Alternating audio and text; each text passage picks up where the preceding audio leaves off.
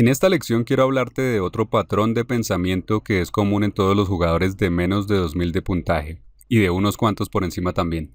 Son patrones de pensamiento que verdaderamente limitan el progreso. Para ilustrarlo entramos en la base de datos de partidas de Lichess, uno de los portales de juego más famosos, y aquí en la derecha podemos ver el número de partidas jugadas con cierto movimiento, así como el porcentaje de éxito y otras estadísticas más. Entramos a ver la apertura vienesa.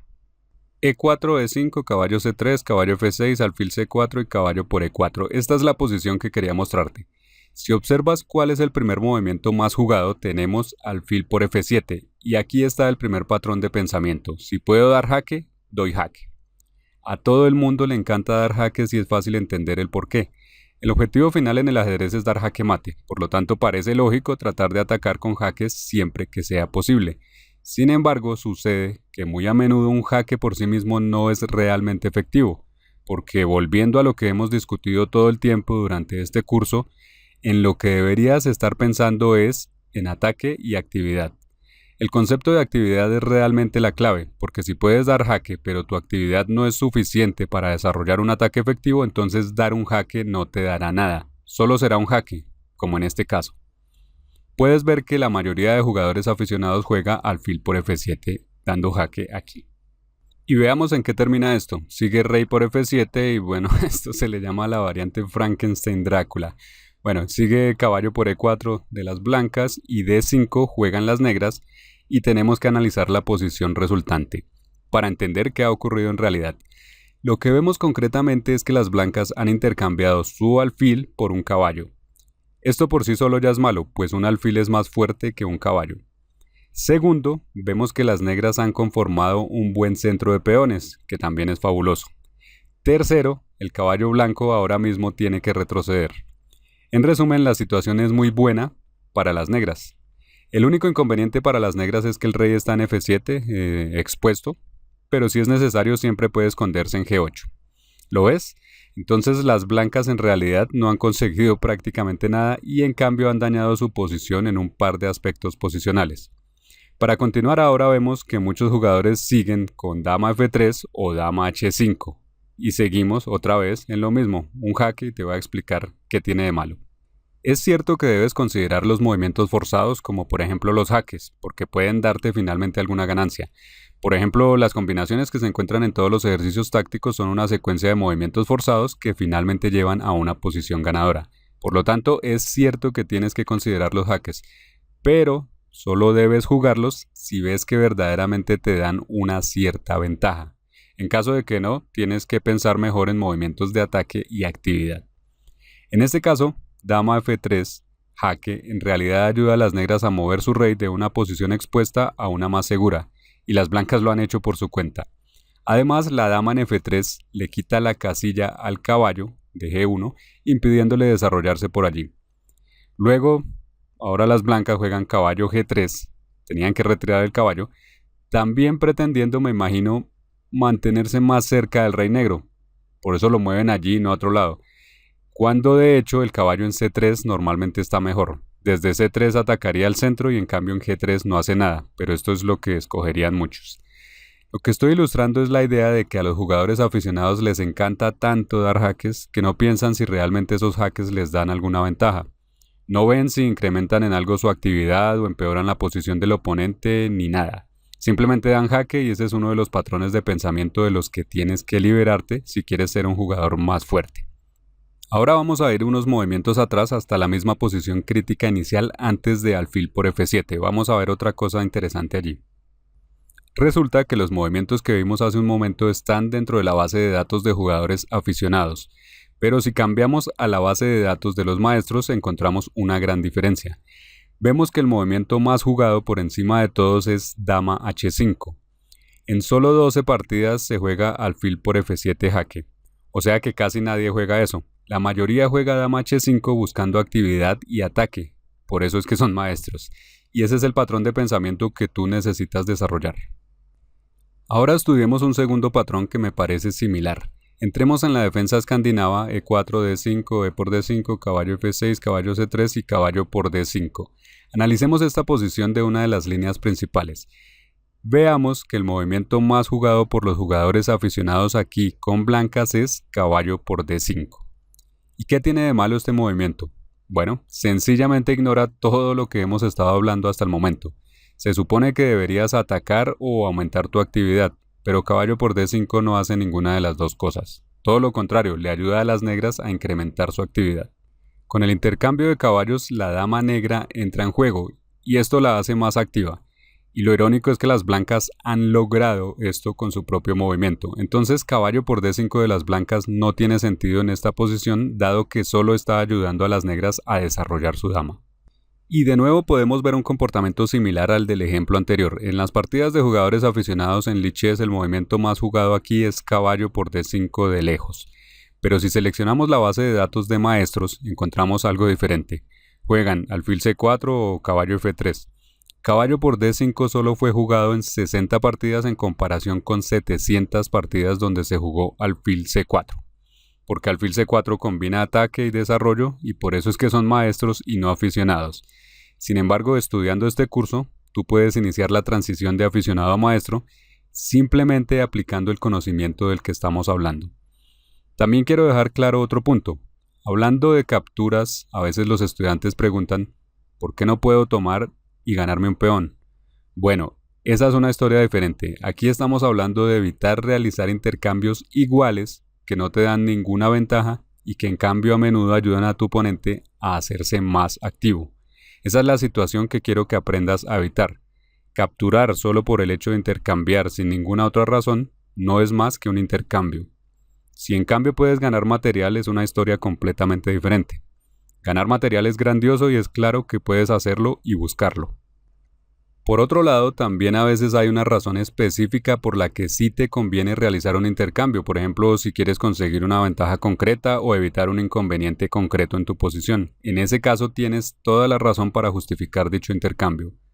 Por ejemplo, si aquí las blancas juegan alfil C4, el caballo negro es atacado y en este caso sí estaría bien que las negras intercambiaran en C3.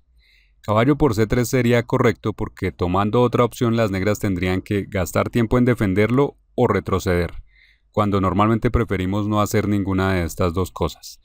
Incluso aunque existen movimientos aquí como caballo B6, que es un movimiento de ataque que ataca al alfil, o uno sólido como E6, que busca fijar el caballo antes de continuar con el desarrollo, y son alternativas perfectamente jugables, en este caso caballo por C3 sería un movimiento también normal.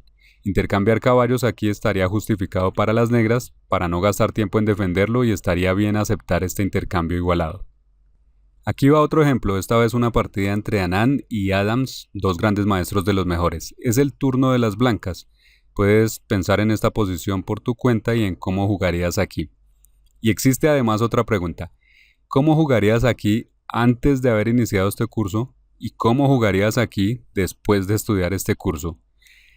Antes de estudiar este curso, la mayoría de jugadores en posiciones como esta simplemente toman. Si viene una oportunidad de tomar, simplemente lo hacen. Después de eso, adivina qué pasa. Cuando este intercambio, si se hace torre por D4, este intercambio en realidad le ayuda a las negras a activar su torre de D6. Actualmente esta torre es simplemente una pieza defensora que defiende al peón de C6 y a la torre en D4. Pero luego de torre por D4 y torre por D4, con este intercambio la torre que estaba en D6 se vuelve una pieza más activa. Para las blancas ha sido solo un intercambio que no les ha dado nada, pero ahora la torre en D4 ataca el peón en B4, algo que no era un problema para las blancas anteriormente. Y las blancas han logrado esto con su propio movimiento. Después de torre por C6 y torre por B4, que nuevamente es solo un intercambio, ya no se sabe si las blancas tienen opción de ganar. Es posible que las negras logren tablas. Entonces Anand, que obviamente es un gran jugador, pensó aquí diferente. Pensó ¿cómo puedo atacar? Esa es la primera pregunta. Después de eso, si no hay movimientos de ataque, entonces ya pensamos en cómo puedo incrementar mi actividad. Y pensando así, encontramos aquí con las blancas el movimiento torre por C6. Una pequeña combinación que permite a las blancas ganarse un peón. con dos caminos posibles. Si las negras toman también en C6, simplemente tomamos con la otra torre en D4. Y en esta pequeña maniobra hemos ganado un peón. Y si devolvemos y las negras no toman en C6, sino que toman la otra torre, la de G4, en este caso tenemos que salvamos primero la otra torre, con torre C8 dando un jaque intermedio, y luego de rey F7 y H por G4 hemos recuperado la torre y nos hemos ganado nuevamente un peón. Por eso las negras se rindieron. Pero volvamos a ver la posición inicial. Estando aquí puedes decir que bueno, a las blancas simplemente se les apareció esta oportunidad táctica, y por otro lado es posible, claro, que en muchas posiciones no tengas disponible una pequeña combinación como esta, pero aún si no existiera esa combinación en esta posición, no hay justificación para que las blancas tomen la torre en D4. Esto solo sería válido si existiera una continuación fuerte concreta. Analizando esta posición, te das cuenta de que las negras no están amenazando nada. Todo en la posición blanca está perfectamente protegido y no hay que hacer nada en cuanto a la torre que está en D4. Puedes dedicarte a pensar en tus propios planes. Y si acaso se quisiera hacer algo relacionado a esta torre, probablemente sería mejor para las blancas simplemente mover la otra torre a C4, aumentando la presión y obligando a que sean las negras quienes decidan si quieren hacer el intercambio. Después de torre C4, torre por C4 y torre por C4, si las negras intercambian por su iniciativa las torres, ahora la torre blanca en C4 queda más activa. Ataca simultáneamente los dos peones, el de C6 y el de H4, y obligaría a la torre negra a moverse a la columna H para poder defender ambos. Torre H6. De esta forma la torre negra quedaría en una casilla más pasiva, mientras que la torre blanca estaría muy activa. Perfecto para las blancas. Así que como sea, es mucho mejor usualmente evitar hacer intercambios solo por el hecho de intercambiar. Déjame mostrarte otra posición interesante ahora del gambito de rey. E4, E5, F4, E por F4 y alfil C4. Uno de los movimientos principales para las blancas es este de alfil C4. Y si vemos las estadísticas de las partidas, el movimiento más jugado aquí por las negras es dama H4 jaque. Nuevamente demostrando que a los jugadores les encanta dar jaques siempre que tienen una oportunidad. Deberías entender de una vez por todas que el juego de ajedrez es básicamente un juego de actividad. Si puedes lograr mayor actividad con tu ejército, dominarás y ganarás. Si no puedes lograr mayor actividad con tus piezas, serás atacado y estarás en problemas. Así, jugar dama H4 jaque o no jugarlo debería depender de si te ayuda a activar tu posición en general. Aquí dama H4 jaque tiene una gran ventaja en que obliga al rey blanco a moverse, perdiendo la capacidad de enrocar, rey F1, pero también hay desventajas. Has desarrollado tu dama muy temprano, lo que ocasiona que las blancas puedan atacarla en el futuro moviendo su caballo a F3. Tendrás que retroceder y es posible que la dama sea perseguida incluso después. Por otro lado, el rey en F1 ha quedado más bien seguro. Las negras no pueden realmente continuar atacándolo porque no tienen más piezas desplegadas. Todo el ejército negro todavía está en sus posiciones originales, por lo tanto no hay quien apoye a la dama solitaria. Y cuando vemos luego lo que juegan a continuación encontramos alfil C5, deseando hacer un mate similar al pastor, donde nuevamente vemos una ilusión vana o jugar haciéndose ilusiones, de lo que hablábamos en una de las lecciones anteriores. Obviamente, poder hacer aquí dama F2 sería un sueño para las negras, pero hay maneras infinitas como las blancas pueden impedirlo, empezando porque sencillamente pueden jugar D4, que no solo le cierra la diagonal al alfil, sino que además gana un tiempo expulsándolo. Después de alfil B6, ahora las blancas juegan caballo F3 y la dama es atacada y también está en problemas. Tiene que retroceder, retrocede a E7, de cierto modo aceptando que probablemente dama H4 fue un error. Y después de caballo C3, lo que vemos como resultado real del intento de ataque temprano de las negras es que la dama negra ha tenido que retroceder, las blancas están adelante en el desarrollo, tienen un centro fuerte, y lo cierto es que las negras están en problemas. Todo esto es para demostrarte que deberías evitar dar jaques por el gusto de dar jaques. Solo hay que dar un jaque cuando existe una continuación específica que te permite luego desarrollar un ataque, o si el jaque también es un movimiento de ataque efectivo que incrementa tu actividad y obliga a tu oponente a retroceder, a defender, a disminuir su actividad. De nuevo veamos cómo se podía jugar esto mejor. Volvemos a la posición antes de que las negras jugaran dama h4 jaque. De nuevo vemos que en la base de datos de aficionados en Lichess, dama h4 es el movimiento más jugado, pero cuando seleccionamos la base de datos de maestros el movimiento más jugado es caballo f6, el segundo movimiento más jugado es d5 y solo en el tercer lugar tenemos dama h4. Entonces los maestros prefieren jugar caballo f6 o d5, se preparan para atacar y piensan en el desarrollo de sus piezas. Si tú desde ahora te enfocas en lo mismo, en cómo ataco, cómo desarrollo mis piezas, también te convertirás en un jugador de nivel experto pronto.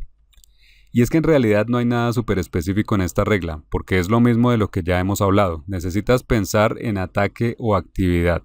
Esa es la prioridad. No hay nada realmente especial en evitar dar jaques cuando no hay un verdadero propósito detrás.